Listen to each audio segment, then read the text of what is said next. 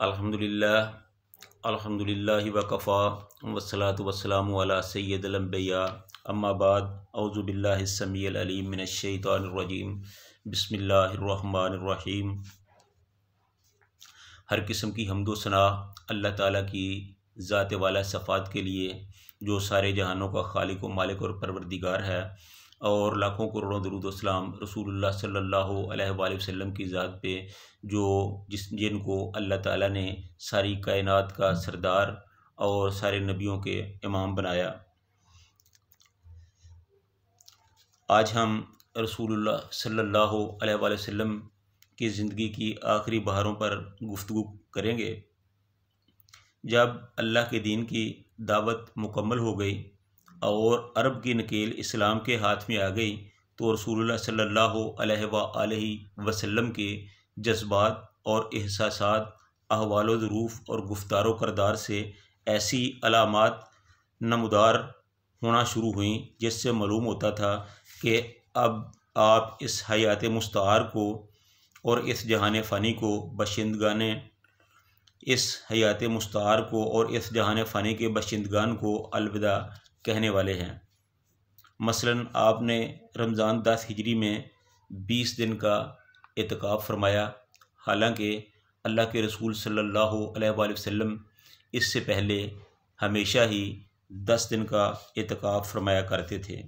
फिर हज़रत जबरील अलैहिस्सलातु वस्सलाम ने आपको इस साल 2 मरतबा कुरान का दौर कराया, जबकि रसूलुल्लाह सल्लल्लाहु अलैहि वसल्लम हज़रत जबरील अलैहिस्सलाम के साथ हर साल एक ही दफ़ा दौर फरमाया करते थे। आपने हज्जतुल वदा में फरमाया कि मुझे नहीं मालूम कि शायद मैं इस साल के बाद अपने इस मकाम पर तुम लोगों से कभी मिल सकूं। मुझसे अपने हज के अमाल सीख लो, क्योंकि मैं इस साल के बाद गालबन हज ना कर सकूँगा। आपने अयाम तशरीक़ के वस्त में आप सल्लल्लाहु अलैहि वसल्लम पर अयाम तशरीक़ के वस्त में सूरह नसर नाज़िल हुई, और इससे आपने समझ लिया कि अब दुनिया से रवानगी का वक़्त आन पहुँचा है और ये वफ़ात की इतला है। तो अवाइल सफ़र 11 हिजरी में आप दामन उहद में तशरीफ़ ले गए और शुहदा के लिए इस तरह दुआ फरमाई कि गोया जिंदों और मुर्दों से रुखसत हो रहे हों। फिर वापस आकर मिंबर पर फ़रूकश हुए और फरमाया कि मैं तुम्हारा अमीर कारवां हूँ और तुम पर गवाह हूँ, बख्ता मैं इस वक्त अपना हौज़ यानी हौज़ कौसर देख रहा हूँ। मुझे ज़मीन और ज़मीन के ख़जानों की कुंजियाँ अता कर दी गई हैं, और मुझे ये खौफ नहीं है कि तुम मेरे बाद शिरक करोगे, बल्कि अंदेशा है कि दुनिया तलबी में बहम मुकाबला करोगे। तो इस तरह की बातें जो रसूलुल्लाह सल्लल्लाहु अलैहि वसल्लम की ज़बान मुबारक से निकल रही थी, आप अदा फरमा रहे थे, इससे ये ज़ाहिर हो रहा था कि ये बातें रसूलुल्लाह सल्लल्लाहु अलैहि वसल्लम की ज़िंदगी के आखिरी अय्याम की बातें हैं। एक रोज़ आधी रात को आप सल्लल्लाहु अलैहि वसल्लम जन्नतुल बकी में तशरीफ़ ले गए और वहाँ बकी वालों के लिए मग़फ़िरत की दुआ फरमाई और फरमाया, ए कब्र वालों, तुम पर सलाम हो। लोग जिस हाल में हैं इसके मुकाबले तुम्हें वो हाल मुबारक हो जिसमें तुम हो। फितने तारीक रातों के टुकड़ों की तरह एक के पीछे एक चले आ रहे हैं, और बाद वाला पहले वाले से ज़्यादा बुरा है। उसके बाद ये कहकर अहले कबूर को बशारत दी कि हम भी तुमसे आ मिलने वाले हैं। तो इस तरह रसूलुल्लाह सल्लल्लाहु अलैहि वसल्लम का जो मरज़ था उसका आगाज़ हुआ। 29 सफ़र 11 हिजरी को पीर के दिन रसूलुल्लाह सल्लल्लाहु अलैहि वसल्लम एक जनाज़ा में बकी के लिए तशरीफ़ ले गए। वापसी पर रास्ते में दर्द सर शुरू हो गया और हरारत यानी बुखार इतना तेज़ हो गया कि सर पर बंधी हुई पट्टी के ऊपर से महसूस की जाने लगी। ये आप सल्लल्लाहु अलैहि वसल्लम मरज़ुल मौत का आगाज़ था। आपने इसी हालत मर्ज़ में 11 दिन नमाज पढ़ाई। मर्ज़ की कुल मुद्दत 13 या 14 दिन थी। तो इस तरह रसूलुल्लाह सल्लल्लाहु अलैहि वसल्लम का ये आखिरी हफ्ता गुज़रा कि रसूलुल्लाह सल्लल्लाहु अलैहि वसल्लम की तबीयत ज़्यादातर रोज़ बरोज़ बोझल होती जा रही थी और इसी दौरान आप अज़वाज मुतहरात से ये पूछते रहते कि मैं कल कहाँ रहूँगा, मैं कल कहाँ रहूँगा। इस सवाल से आपका जो मकसूद था अज़वाज मुतहरात इसे समझ गई, चनाचे उन्होंने इजाज़त दे दी कि आप जहाँ चाहें रह सकते हैं। इसके बाद आप हज़रत आयशा रज़ी अल्लाह ताला अन्हो के मकान में मुंतकिल हो गए और हज़रत फ़ज़ल बिन अब्बास और हज़रत अली बिन अबी तालिब रज़ी अल्लाह ताला अन्हो का सहारा लेकर दरमियान में चल रहे थे। सर पर पट्टी बंधी हुई थी और पाँव ज़मीन पर घसीट रहे थे। इसी कैफियत के साथ आप हज़रत आयशा रज़ी अल्लाह ताला अन्हो के मकान में तशरीफ़ लाए और फिर हयात मुबारका का आखिरी हफ्ता यहीं गुज़रा। उसके बाद जब वफ़ात से 5 दिन पहले यानी बुध को जिस्म की हरारत मज़ीद बढ़ गई, बुखार में मज़ीद शिद्दत आ गई, जिसकी वजह से तकलीफ़ भी बढ़ गई और गशी तारी हो गई। आपने फरमाया कि मुझ पर मुख्तलिफ़ किस्म के 7 मशकीज़े पानी बहाओ ताकि मैं लोगों के पास जाकर वसीयत कर सकूं। इसकी तकमील करते हुए आपको एक लगन में बिठा दिया गया और आपके ऊपर इतना पानी डाला गया कि आप बस बस कहने लगे। यानी 7 कुओं से पानी लाया गया और 7 मशकीज़े आप सल्लल्लाहु अलैहि वसल्लम पर पानी बहाया गया, तो जिससे आप सल्लल्लाहु अलैहि वसल्लम को काफ़ी तखफीफ और आराम महसूस हुआ।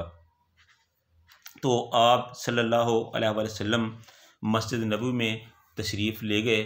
उस वक़्त भी आप सल्लल्लाहु अलैहि वसल्लम के सर मुबारक पर पट्टी बांधी हुई थी। आप सल्लल्लाहु अलैहि वसल्लम मिंबर पर तशरीफ़ रखे हुए थे और बैठकर खुतबा इरशाद फरमाया। सहाबा किराम रिज़वानुल्लाह अलैहिम अजमाइन जो थे वो आपके गिरदा गिर्द जमा हो गए। आपने फरमाया कि यहूद और नसारा पर अल्लाह की लानत हो, उन्होंने अपने अंबिया की कब्रों को मसाजिद बना लिया, यानी कि वो अपने अंबिया की मसाजिद पर सजदा करने लगे थे। तो आप सल्लल्लाहु अलैहि वसल्लम ने फरमाया कि यहूद व नसारा पर अल्लाह की लानत हो कि उन्होंने अपने अंबिया की कब्र को मसाजिद यानी सजदा गाह बना लिया, लिहाजा मेरी कब्र पर सजदा ना करना। तो एक रवायत में है कि यहूद व नसारा पर अल्लाह की मार हो कि उन्होंने अपने अंबिया की कब्रों को मस्जिदें बना लिया। आपने ये भी फरमाया कि तुम लोग मेरी कब्र को बुत ना बनाना कि इसकी पूजा की जाए। फिर आपने अपने आप को कसास के लिए पेश फरमाया। मैंने किसी की पीठ पर कोड़ा मारा हो तो मेरी पीठ हाज़िर है, वो बदला ले सकता है, और किसी की बेआबरू की हो तो ये मेरी आबरू हाज़िर है, वो बदला ले ले। उसके बाद आप सल्लल्लाहु अलैहि वसल्लम मिंबर से नीचे तशरीफ़ लाए तो एक शख्स वहाँ आया और उसने कहा कि अल्लाह के रसूल, आपके ज़िम्मा मेरे 3 दिरहम बाकी हैं। इस पर आप सल्लल्लाहु अलैहि वसल्लम ने फ़ज़ल बिन अब्बास से फरमाया कि इन्हें फ़ौरी तौर पर अदा कर दो। उसके बाद आप सल्लल्लाहु अलैहि वसल्लम ने अंसार के बारे में वसीयत फरमाई और फरमाया कि मैं तुम्हें अंसार के बारे में वसीयत करता हूँ क्योंकि वो मेरे कल्बो जिगर हैं।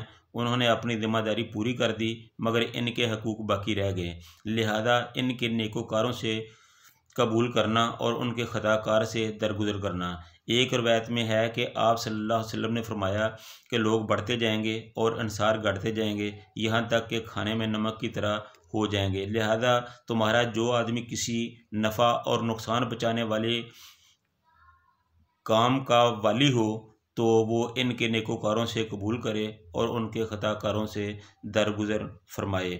तो इसके बाद आप सल्लल्लाहु अलैहि वसल्लम ने फरमाया कि एक बंदे को अल्लाह ने इख्तियार दे दिया है कि वो या तो वो दुनिया की चमक दमक और ज़ेबो ज़ीनत में से जो चाहे अल्लाह उसे दे दे, या अल्लाह के पास जो कुछ है उसे इख्तियार कर ले।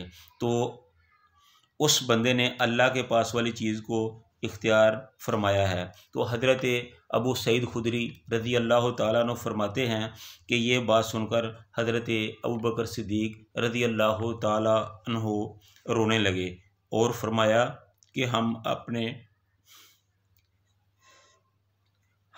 माँ बाप समेत आप पर कुर्बान। इस पर हमें तज्जब हुआ कि लोगों